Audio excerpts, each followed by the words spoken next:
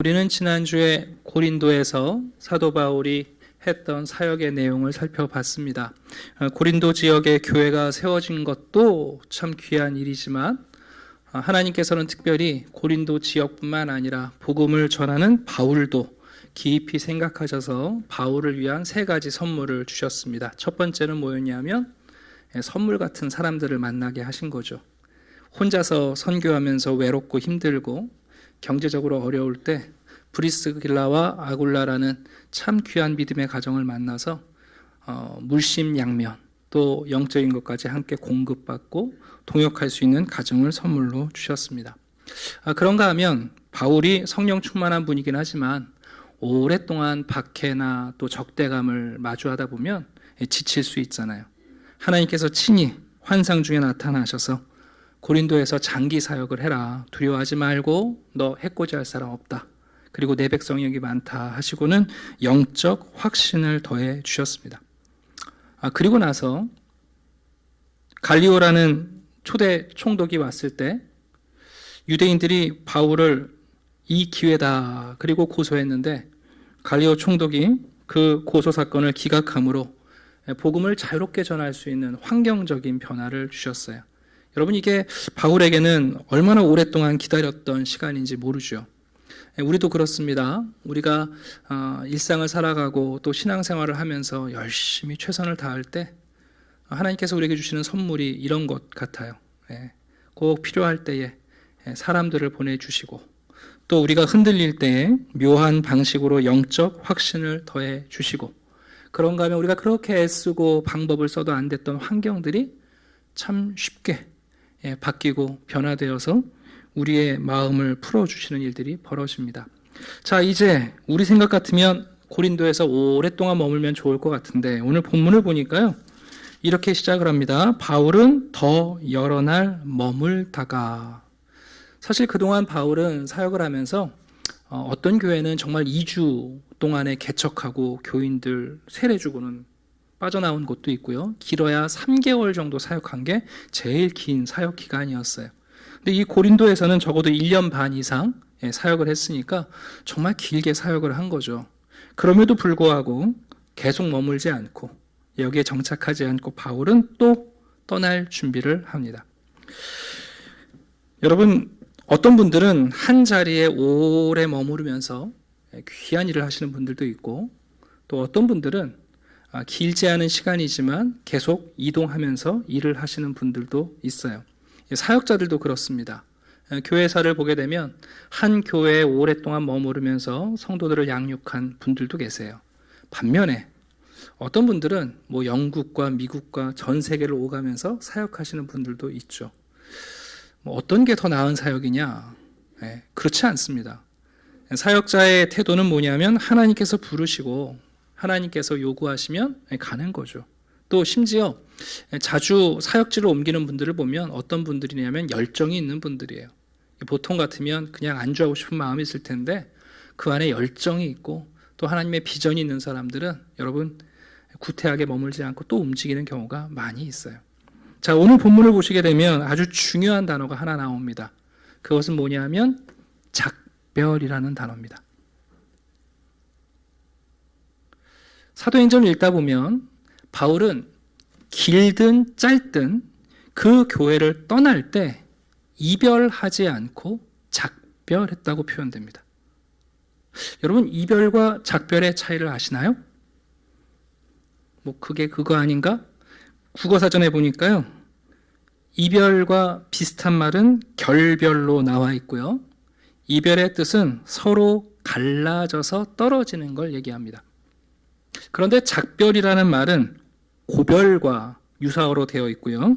인사를 하고 헤어지는 것을 의미합니다. 심지어 작별이라는 말은 아예 마지막 인사 자체를 의미하기도 합니다. 바울이 성도들과 이별한 것이 아니라 작별을 했다는 것은 매우 중요합니다. 여러분들은 인생을 살아가시면서 혹시 어떻게 작별을 많이 하셨습니까? 아니면 이별을 많이 하셨습니까?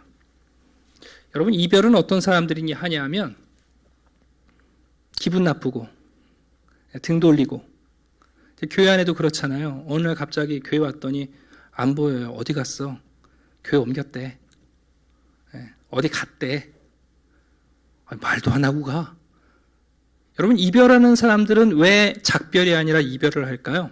다시는 안 보려고. 다시 안 볼 사람들은 이별하는 거죠. 그러나 여러분, 다시 만나고 싶고, 다시 찾고 싶고, 다시 교제하고 싶은 사람들은 이별하는 게 아니라 작별을 합니다. 사도행전 20장에도 보게 되면 바울은 그래서 항상 작별하는 장면이 나와요. 바울은 제자들을 불러 권한 후에 작별하고 떠나 마게도냐로 가니라. 서로 작별한 후 우리는 배에 오르고 그들은 집으로 돌아가니라. 그리고 나서 떠날 때마다 바울은 꼭 이 말을 남겨놓습니다. 하나님의 뜻이면 너희에게 돌아오리라.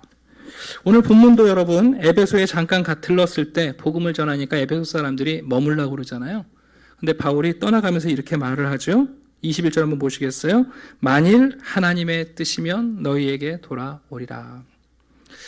여러분들은 부디 이별하시지 말고 작별하는 분들이 됐으면 좋겠어요.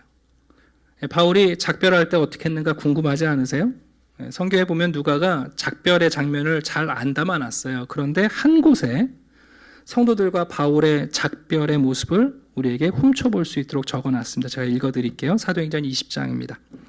이 말을 한 후 무릎을 꿇고 그 모든 사람들과 함께 기도하니 다 크게 울며 바울의 목을 안고 입을 맞추고 다시 그 얼굴을 보지 못하리라 한 말로 말미암아 더욱 근심하고 배에까지 그를 전송하니라. 우리가 그들을 작별하고 배를 타고. 바울이 성도들과 헤어져야 할 때 너희들 다시는 안 만난다가 아니라 함께 무릎을 꿇고 기도하고 기도가 끝난 다음에 서로 얼싸안고 목을 안아주고 깊은 인사를 나누고 혹시 다시 얼굴 못 볼 수 있으니까 서로 근심하면서 또 마지막 가는 장면 마지막까지 보겠다고 전송하는 장면이 나옵니다. 저도 여러분들하고 이별이 아니라 작별하게 되기를 기대합니다. 제가 계속 여기에 있을지 아니면 어느 날 여러분과 작별하게 될지는 저도 모르고 여러분들도 모릅니다. 오늘 이 말을 할까 말까 하다가 그래도 본문에 있으니까 제가 한샘교회 와서 이제 햇수로 7년, 만 6년이 돼가는데 2번 청빙이 왔었습니다. 네. 어떻게 될지 누가 알겠습니까? 네. 제가 애써서 가려고 하지는 않는 사람인 거 여러분이 아실 거고 네. 그러나 여러분 제가 이 말씀을 드리는 것은 저와 여러분의 관계뿐만 아니라 옆에 있는 성도들과의 관계도 한번 깊이 생각해 보시겠어요? 여러분 옆에 있는 성도를 다시 못 보게 될 때 작별하셔야지 이별하시면 안 돼요.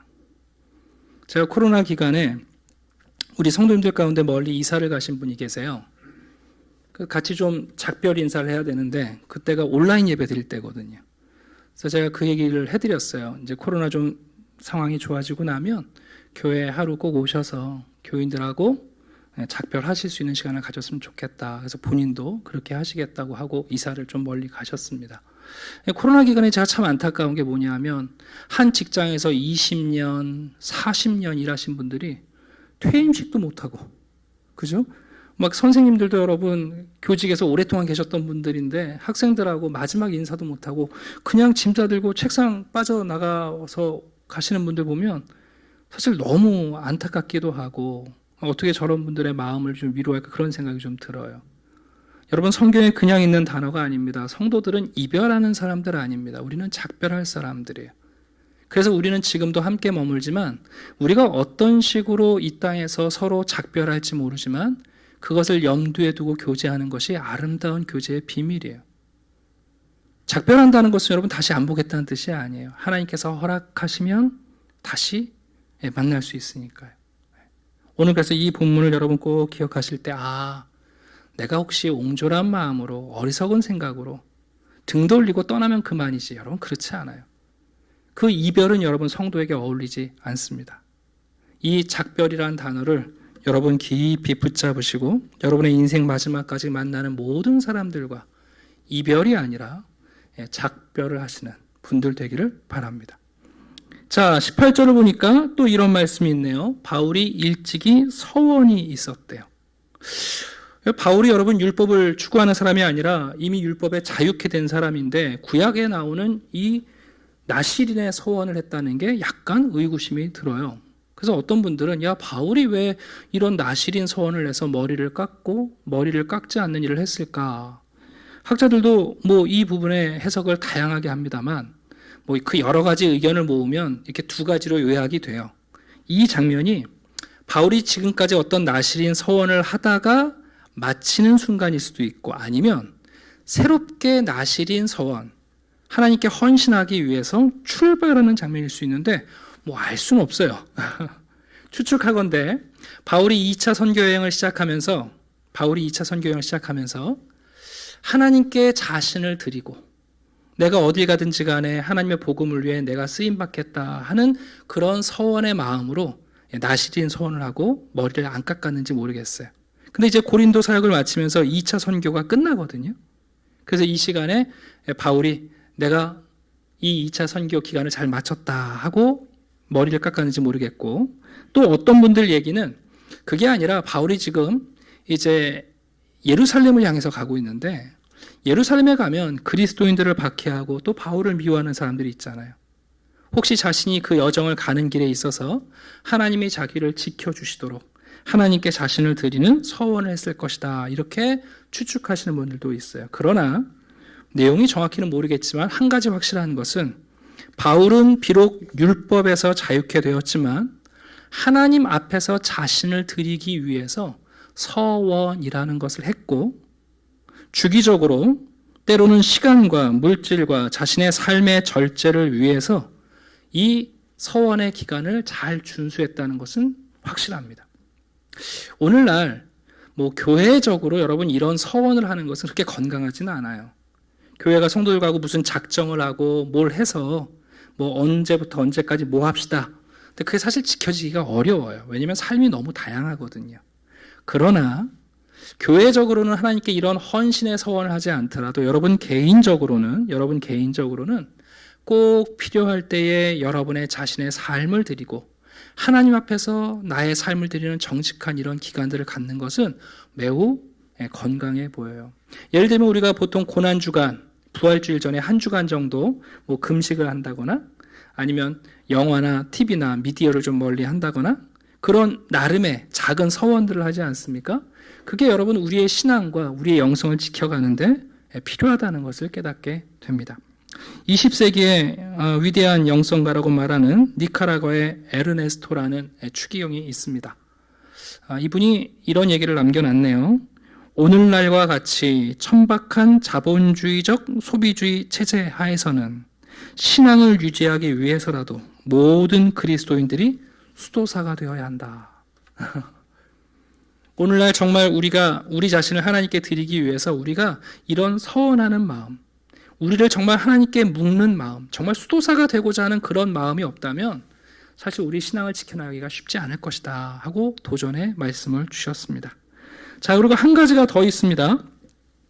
여러분, 바울이 이제 고린도를 떠나는데요. 누가 함께 동행하냐 하면 디모데나 실라가 동행하는 것은 이해가 가는데 브리스길라와 아굴라 부부가 여러분 바울과 동행을 해요. 아니, 이 두 분은 고린도에 사업체가 있는 분이잖아요. 여러분, 고린도에 자기 사업을 하는 분들 아니에요. 로마에서 살다가 글라우디오 때 추방돼가지고 여러분 여기 와서 겨우 삶의 정착을 하셨는데 바울이 떠난다고 기꺼이 바울과 함께 동행하는 여러분 귀한 이 부부가 나타나요. 얼마나 바울에게 힘이 됐을지 모르겠어요. 자, 이 모습 그대로 이제 바울은 고린도를 떠납니다. 그리고 22절까지 보시게 되면 에베소를 거쳐서 팔레스타인 가이사랴 항구에 도착해서 예루살렘 교회에 가서 성도들과 교제를 하고 자신을 파송한 안디옥교로 돌아가는 것으로 2차 선교 여행을 마치고 있습니다. 우리 한번 지도 한번 볼까요? 네, 이 지도에 실선으로 되어 있는 부분이 2차 선교 여정인데요. 다음 그림을 보여주시죠. 네, 좀 더 크게 확대한 건데요. 보시면 우리가 지금까지 쭉 말씀을 들었던 여정들이에요. 골로새에서 이제 좀 내려와서 항구에서 배를 타고 에베소를 거쳐서 팔레스타인의 가이사랴를 거쳐서 예루살렘에 들렀다가 안디옥으로 돌아가는 여정입니다. 자, 그림 내려주시고요. 자, 이 2차 전도 여행을 마친 다음에 23절 한번 볼까요? 22절과 23절 아주 그냥 뭐 한 절이지만 22절까지는 2차 선교 여행이 마친 것이고 23절부터 바로 3차 전도 여행이 시작됩니다. 여기 얼마 있다가라는 것은 아마도 일정을 보면 추후 52년 바울이 부활절에 예루살렘을 갔을 것이고요. 우리로 부활절이고 이제 6월절에 그 다음에 그 해를 넘기고 한 6개월 정도 바울이 쉰 다음에 그 다음에 겨울에 3차 전도 여행을 출발한 것으로 우리가 알고 있습니다. 자, 바울은 이번에도 갈라디아와 부르기아 자신이 1차 때 선교한 곳, 2차 때 갔던 교회들을 또 찾아갑니다. 또 그곳을 가서 왜 그곳으로 가는가? 모든 제자를 굳건하게 하기 위해서 갑니다. 여러분, 사도 바울은 교회 많이 개척대회 우승자가 아닙니다. 사도행전을 읽어가면서 야, 교회가 여러 곳에 교회를 개척했다. 바울이 1등이다. 이게 중요한 게 아니라 바울이 이렇게 끊임없이 머물지 않고 선교한 이유는 모든 성도들, 모든 제자들을 그 믿음에 굳건하게 하기 위한 열정이 바울에게 있었던 거예요. 여러분, 우리 안에 그런 열정이 있나요? 내가 만나는 성도의 믿음이 굳건해지도록, 내가 가리키는 아이들의 믿음이 굳건해지도록, 나와 함께 활동하는 옆에 있는 성도들의 믿음이 굳건해지도록. 우리가 이미 앞에서 봤습니다만 사도행전 14장을 보면 바울은 가는 교회마다 이렇게 말을 했죠. 제자들의 마음을 굳게 하여 이 믿음에 머물러 있으라 권하고, 또 우리가 하나님의 나라에 들어가려면 많은 환난을 겪어야 할 것이라 하고, 만나는 사람들마다 성도들에게 이 믿음에 견고히 붙어 있으라고 말씀을 하는 거예요.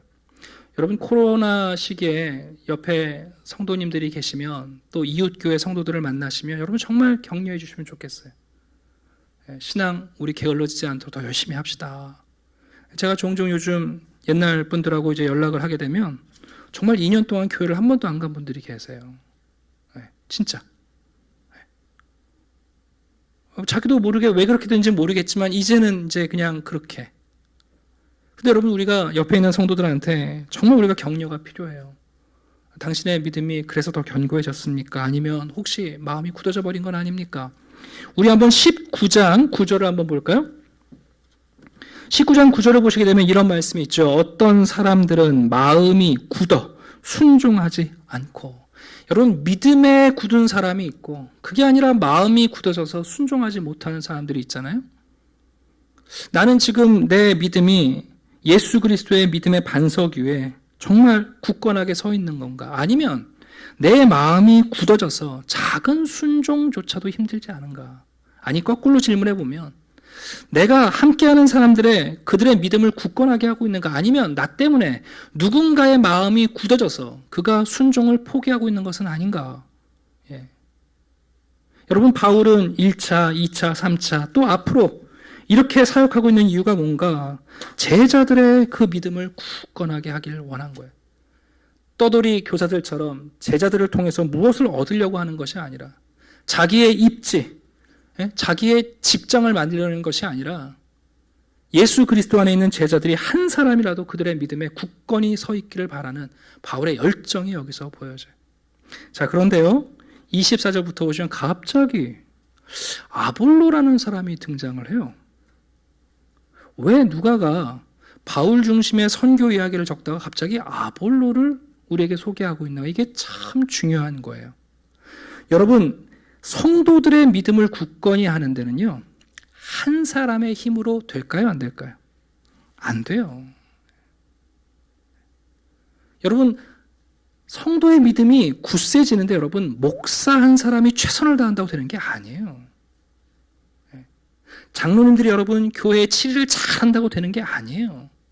권사님들이 기도를 많이 한다고 여러분 되는 게 아니에요. 부유한 성도들이 헌금을 많이 한다고 해서 여러분 믿음이 세지는 게 아니에요. 여러분, 한 제자의 믿음을 굳건하게 하기 위해서는 여러분, 다양한 사람들이 필요해요. 고린도 전서를 보면 바울이 나중에 이런 이야기를 합니다. 나는 심었고 아볼로는 물을 주었다. 나는 심은 자이고 아볼로는 물을 준 자이지만 중요한 것, 오직 하나님께서 자라나게 하신다. 여러분, 우리의 믿음을 굳세게 하시는 분은 하나님이신데 그 하나님이 우리의 믿음을 굳세게 하기 위해서 바울도 쓰시는 거고 브리스길라와 아굴라도 쓰시는 거고요. 그리고 오늘 본문에 나오는 아볼로라는 사람도 쓰시는 거예요. 우리가 까딱 오해하면 여러분, 초대교회에 바울만 선교했다고 생각하기 쉬워요. 그렇지 않아요, 여러분. 바울 외에도 무명으로 이름이 없이 선교한 수많은 성도들과 사역자들이 있었던 거예요. 그 중에 한 분이 누구냐면 이제 오늘 소개되는 아볼로라는 분이에요. 왜 이분을 소개하는가? 지금부터 잠깐 소개를 해드릴게요. 성경은 아볼로에 대해서 7가지 정도를 소개하고 있어요. 첫 번째, 이 아볼로가 알렉산드리아에서 태어난 사람이다 그랬습니다. 알렉산드리아는 지금 이집트의 수도예요. 과거에 바울 당시의 알렉산드리아는 학문의 도시였어요. 고대 세계에서 가장 큰 도서관이 이 알렉산드리아에 있었습니다. 흔히 그래서 알렉산드리아 대도서관이라고 이야기를 하잖아요. 그리고 이 알렉산드리아는 수많은 학문과 철학이 이곳에서 완성이 되었고요. 심지어 유대교의 가장 위대한 랍비라고 하는 파일로라고도 하는데 그 필로가 이 알렉산드리아에서 활동을 했습니다. 필로에 대해서 조금 소개를 해드리면 필로는 성경을 해석할 때 어떻게 해석했냐면 풍유적 해석, 알레고리로 해석을 했어요. 물론 모든 성경을 그렇게 해석하는 것이 건강하진 않지만 그러나 구약 성경을 통해서 예수 그리스도를 메시아로 받아들이는데 분명히 이런 성경 해석적 장치가 도움이 돼요. 그러니까 이 아볼로 역시 이 알렉산드리아에서 이 필로의 영향을 받아서 성경, 구약 성경을 정말 탁월하게 연구하시고 해석하는 분이었던 거예요. 이 알렉산드리아 당시 유대인들이 100만 명이 살았고요. 엄청난 여러분 유대인 집성촌이 있었겠죠. 그래서 최초의 구약 성경인 히브리어 성경을 헬라어로 번역했던 것도 바로 이 알렉산드리아예요. 이런 도시에서 학문적 깊이가 있고 훌륭한 분이신 아볼로가 에베소에 온 거예요. 우리 24절 잠깐 볼까요? 근데 이 아볼로의 특징을 이렇게 말해요. 첫 번째, 언변이 좋았다. 언변이 좋았다는 말은 그가 지성이 풍부했다는 뜻도 있지만 웅변술이 좋았다 그런 표현도 돼요.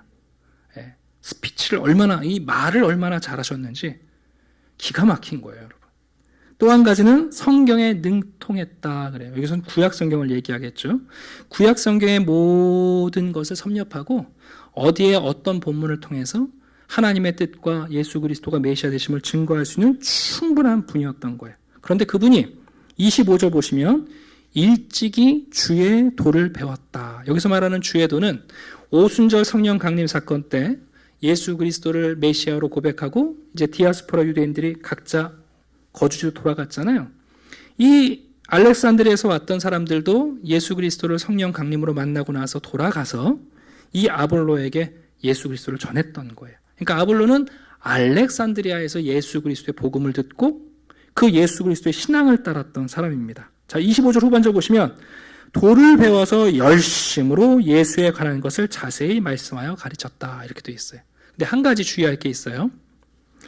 25절 마지막에 보시면 그런데 요한의 세례만 알 뿐이더라 이렇게 되어 있습니다. 종종 이제 이 본문을 오해하는 분들이 계세요. 야, 그러면 아볼로는 예수도 믿었고 성경도 아는데 요한의 세례만 받았으니까 성령을 안 받은 사람인가 이렇게 생각하기 쉽잖아요. 근데 혹시 영어 성경 갖고 계신 분들 보시면 거기 25절에 열심으로라고 번역되어 있는 영어 성경에는 in spirit라는 성령으로라는 단어가 포함되어 있어요. 원어의 의미는 뭐냐면 이 아볼로가 그냥 열심히 했다는 게 아니라 성령께서 그를 통하여 말씀하셨다는 뜻이에요. 혹시라도 아볼로가 야, 성령 안 받은 사람 아니야? 뒤에 보니까 브리스길라와 아굴라가 아볼로 데려다가 뭘 가리켰다는데 그게 아니라 아볼로가 정확히 알고 있는데요. 브리스길라와 아굴라는 바울로부터 더 귀한 계시를 받았을 거 아니에요. 그래서 정확히 알고 있는 아볼로에게 더 정확하게 가리켰다는 뜻이지 아볼로가 뭐 성령을 안 받은 사람인데 여기 브리스길라와 아굴라를 통해서 성령 받았다 이렇게 해석하는 것은 사실 본문을 너무 뛰어넘는 설명입니다. 자, 26절 보시면 이분이 회당에서 담대히 말합니다. 그 에베소 교회에 브리스길라와 아굴라가 남아 있었고요. 그 아볼로의 설교를 들으면서 은혜를 받았어요. 근데 가만히 들어보니까 너무 훌륭해요. 설교도 너무 잘하시고. 그런데 2%가 부족해요. 가만히 들어보니까 이 아볼로는 회개의 세례 요한이 전했던 회개하라, 회개의 열매를 맺어라, 그리고 세례받은 것만을 알고 있고, 교회가 주고 있는 세례, 성부와 성자와 성령의 이름으로 주는 세례를 아직 아볼로가 모르고 있는 거예요.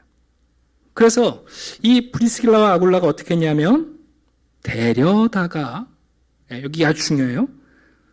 개인적으로 1대1로 은근히 조용히 데려다가 아볼로 선생님 말씀 감사합니다. 그런데 선생님께서 모르는 게 한 가지 있는데 초대교회 저 예루살렘 교회에서 이제는 교회에 하나님의 자녀가 될 때 성부와 성자와 성령으로 세례를 베풉니다 하는 것을 가르쳐 줬다는 뜻이에요. 여러분, 이 대단한 석학이고 대단한 웅변가인 아볼로도 홀로 완벽하지 못해요. 오늘 이 본문을 왜 우리에게 소개하고 있는가 한번 깊이 생각해 봐야 돼요. 여러분, 우리 가운데 어떤 사람도요, 하나님의 모든 지식을 완벽하게, 온전히, 그리고 항상 정확하게 전달할 수 있는 사람은 아무도 없어요. 그래서 브리스길라와 아굴라에게도 바울이 필요했고, 아볼로에게도 브리스길라와 아굴라가 필요했다는 것을 우리가 기억할 필요가 있습니다. 더군다나 이 브리스길라와 아굴라는 어떻게 했냐면 설교 끝날 때 나가면서 야, 오늘 아볼로가 이거 틀렸어 하고 소리 지르는 사람이 아니라 어떻게 했다고요? 데려다가 조용히 찾아와서 아볼로 선생님, 전에 제가 어떤 분에게 이렇게 배웠는데 오늘 하신 말씀을 들으니까 어떤 것이 더 맞는지 한번 생각해 봐야 되겠습니다 하고 아볼로에게 건의하는 거예요. 여러분, 교회 안에서 목사뿐만 아니죠. 우리가 종종 어떤 지도자 자리에 있을 때 우리가 항상 늘 오를 수 없지 않습니까? 그럴 때 어떤 분들은 많은 사람들 앞에서 야, 틀렸다. 여러분, 그것이 정말 그 사람을 사랑하는 일이 아니죠. 브리스길라와 아굴라는 아볼로를 사랑했고요. 그래서 그의 그 명예와 또 그의 가르침이 손상 입지 않도록 데려다가 이렇게 가리키는 장면을 우리가 보게 돼요. 아볼로가 목회자라면 브리스길라와 아굴라는 평신도에 해당됩니다. 여러분, 저는 우리 전사님들께도 그런 말씀드리지만 사실 그래요. 젊은 목회자들보다 우리 교회 안에 계신 30년, 40년, 그것도 장로와 권사로 오랫동안 신앙생활 하시다 보면 사실 목사는 이 본문을 처음 설교하지만 앉아 계신 우리 연륜인 성도님들은 똑같은 본문의 설교를 수십 번 들었을 가능성이 매우 높아요. 그것도 더 명망 있고 또 영성 있는 목사님들의 설교를 들었을 가능성이 훨씬 높죠. 그러면 그런 분들의 의견과 때로는 그런 분들의 조언을 듣는 것이 뭐 그렇게 부끄러운 일이겠어요. 제가 설교를 준비할 때 주석서를 여러 권을 보면 그 위대한 학자들도 여러분 실수할 때가 있어요. 서로 잘못 얘기할 때가 있어요, 여러분. 왜 그것이 문제가 되겠습니까? 왜 누가는 지금 바울과 브리스길라와 아굴라와 아볼로라는 세 사람을 우리에게 보여주는가? 모든 제자를 믿음에 굳게 하는데 하나님은 바울만 쓰신 게 아니에요. 하나님은 아볼로라는 사람도 쓰셨고 브리스길라와 아굴라도 사용하고 계십니다. 자, 근데 이 아볼로가요, 다음 사역지로 어디를 택했냐면 아가야를 택했어요. 아가야는 고린도 교회가 있는 지역이에요. 근데 브리스길라와 아굴라가 마침 고린도에서 왔잖아요. 그래서 여러분, 이 에베소에 있던 브리스길라와 아굴라가 추천서를 써요. 고린도 교회에. 이 아볼로 선생님은 아주 귀한 목사님입니다 하고는 추천서를 써서 아볼로가 그 고린도 교회에 간 거예요. 여러분, 고린도 지역의 특징이 두 가지가 있는데 첫 번째는 뭐냐면 그 고린도 사람들은 말을 되게 잘하는 사람들이었어요. 기가 막히게 말 잘하는 사람들이었거든요. 또 하나는 그 고린도 교회에 은사가 많았단 말이에요. 그래서 바울이 나중에 그런 얘기를 해요. 고린도후서 11장에 보면 내가 비록 말에는 조라나 그럽니다. 바울이 설교를 못했을 것 같진 않은데 고린도 교회 성도들에 비하면 말을 잘 못했다는 뜻이에요. 그러니까 바울이 설교하면 고린도 교인들이 어떨 때는 말이 왜 저래? 그랬을 수 있는 거죠. 그런데 여러분, 아볼로는 어떻다고요? 웅변에 능한 분이. 한번 보시겠어요? 자, 27부부터 봅시다. 아볼로가 아가야로 건너가고자 하므로 형제들이 그를 격려하여 제자들에게 편지를 써 영접하라 하였더니 그가 가매 은혜로 말미암아 믿은 자들에게 많은 유익을 주니 이는 성경으로서 예수는 그리스도라고 증언하여 공중 앞에서 힘있게 유대인의 말을 어떻게 했다고요? 이겨버렸어요. 바울은 말로 못 이겼는데 아볼로는 여러분 설교하면서 고린도 교인들을 말로 이길 정도로 당당하게 웅변을 한 거예요. 그러니까 참 좋았을 것 같은데 이제 문제는 뭐냐 하면 하나님께서 바울도 선물로 주시고 브리스길라와 아굴라도 선물로 주시고 아볼로도 선물로 주셨는데 왜 인간이 이렇게 편협한지 고린도 교회 안에 문제가 생기는 거죠. 어떤 사람들은 바울이 초대 선교사인데 그 바울의 우리가 중심으로 생각해야지. 어떤 분들은 무슨 얘기냐, 바울보다 아볼로가 훨 낫다. 네. 어떤 사람은 무슨 얘기냐, 오리지널은 베드로 아니냐. 여러분, 이런 일이 왜 벌어질까요? 하나님께서는 성도들의 믿음을 굳게 하기 위해서 어떨 때는 바울을, 어떨 때는 아볼로를 보내시는데 교회 안에 있는 성도들은 여러분 그것을 취사 선택하려고 우리가 무너질 때가 있는 것 같아요. 그래서 바울이 고린도전서에서 말한 것처럼 나는 심었고 아볼로는 물을 주었을 때 우리를 견고하게 하시는 분은 오직 하나님이시다 하고 우리에게 가르쳐 줍니다. 자, 말씀을 정리하려고 합니다. 여러분, 사도 바울은 한 곳에서 오래 사역하지 못했습니다. 물론 시기의 차이는 있습니다만 우리도 이 땅에서 100년, 200년씩 살지 않잖아요. 저는 우리 성도님들께서 이별에 능하신 분들 되지 마시고 작별에 성숙한 분들이 되기를 바랍니다. 여러분, 그 안에 성령의 역사가 있습니다. 잊지 마십시오. 바울이 이렇게 열심히 사역한 것, 우리가 지금 사도행전을 읽어가면서 깨달아야 할 것은 뭐냐 하면 어디서 뭘 했고 그 다음에 어디를 갔고 그 다음에 무슨 일을 했고 이게 중요한 게 아니라 왜 그렇게 했는가, 모든 제자를 굳건하게 하려는 거예요. 여러분, 교회에서 행하는 교회 안에 있는 모든 일들은 성도들을 믿음을 굳건하게 하기 위한 거예요. 그 마음을 굳게 만들어서 작은 순종도 못하도록 강팍하게 만드는 게 아니라 우리가 어떻게 하든지 간에 옆에 있는 사람들의 믿음을 굳건하게 붙잡아 줘야 돼요. 유대인에게는 유대인처럼, 이방인에게는 이방인처럼 해서라도 예수 그리스도께 붙어 있을 수 있도록 우리가 섬겨야 되는 거예요. 여러분, 그것을 위해서 하나님은 바울만 쓰시지 않았어요. 브리스길라와 아굴라는 이 귀한 성도들도 쓰시고 탁월한 아볼로 같은 분들도 쓰시는 거예요. 그러나 혼자서 완벽하지가 않아요, 여러분. 우리는 종종 이 헐리우드 영웅주의 같은 마음이 있어요. 한 사람이면 된다 이런 생각하는데 절대 아니에요, 여러분. 우리 한샘 교회가 40년을 맞이했습니다. 감사하게 여기까지 와 있는데 그게 여러분 누구 한 사람의 자잘못이 아니에요. 절대 그렇지 않아요. 그렇게 생각해서도 안 돼요, 여러분. 옆에 있는 또 저나 여러분이나 우리가 모두가 다 서로에게 하나님이 주신 선물 아닙니까? 네. 옆에 있는 사람들과 그들의 말과 그들의 신앙을 통해서 영적 확신을 얻지 않습니까? 내가 흔들을 때 그가 믿음을 붙잡고 살아가는 것을 보면서, 나는 무너진 자리에서 저 사람은 믿음으로 싸워가는 것을 보면서 여러분, 우리의 믿음이 견고해지잖아요. 내가 어쩌지 못하는 환경을 성도들이 함께 그 환경을 뛰어넘을 수 있도록 오랫동안 인내하고 기도하는 가운데 환경이 바뀌는 것을 봐요. 여러분, 바울이 이런 믿음이 없었다면 못 떠났을 겁니다. 잊지 마십시오. 하나님께서 우리의 믿음을 견고하게 하십니다. 때로는 복음을 심는 바울을, 때로는 잘 자랄 수 있도록 물을 주는 아볼로를, 그리고 그 나무를 잘 울타리처럼 지키고 있는 브리스길라와 아굴라 같은 사람들을 통해서 믿음은 견고해지는 겁니다. 오늘 이 말씀을 꼭 기억하시고 우리가 함께 서로의 모든 제자의 믿음을 굳건하게 하는 동역자가 되기를 주님의 이름으로 축원합니다. 기도하겠습니다. 아버지 하나님, 감사합니다.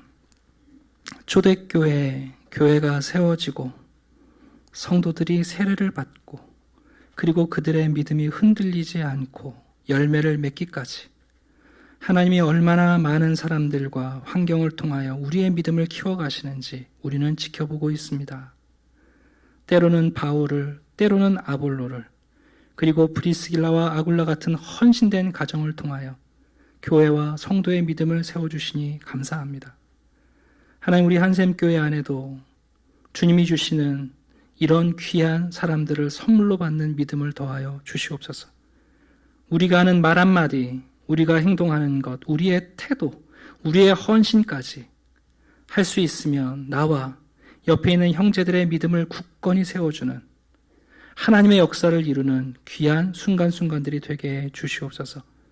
아버지 하나님, 언젠간 우리가 이 땅에서 생명이 다하여 헤어질 수 있고 사명이 달라 헤어질 수도 있고 삶의 여건이 달라 떠나야 할 때가 있을지라도 이별이 아니라 신앙의 작별을 하며 하나님의 뜻을 구하고 언젠간 다시 만날 것을 기대할 줄 아는 깨어있는 신앙인들이 되게 해 주시옵소서. 그 가운데 성령이 역사하시며 가까이 있든 때로는 멀리 있든지 간에 성도의 교통을 믿는 놀라운 역사가 있게 도와 주시옵소서. 감사드리며 예수 그리스도 이름으로 기도드립니다. 아멘.